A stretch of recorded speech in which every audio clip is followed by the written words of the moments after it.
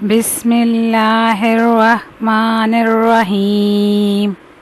السلام علیکم ناظرین، نبی اکرم صلی اللہ علیہ وآلہ وسلم نے اسلام کی تبلیغ کے لیے ہر طریقہ اختیار کیا۔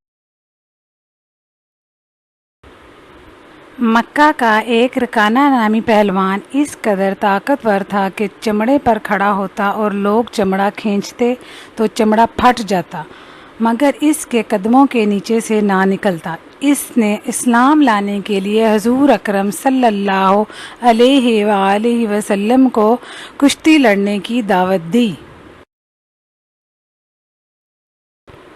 اور کہا کہ اگر وہ کشتی ہار گیا تو اسلام قبول کرنے کے لیے اپنے ساتھ 1/3 بکریاں بھی دے گا۔ حضور اکرم صلی اللہ علیہ وآلہ وسلم نے اسے 3 بار زمین پر پٹخ دیا اور اس کی ساری بکریاں بھی لے لیں۔ رکانہ رونے لگا۔ آپ صلی اللہ علیہ وآلہ وسلم نے اس کی بکریاں واپس کر دیں۔ وہ بہت متاثر ہوا اور صدقے دل سے مسلمان ہو گیا۔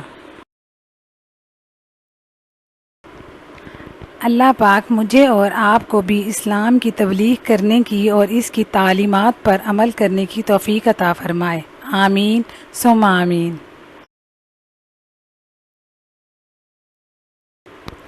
Like and subscribe, please share it. Thank you.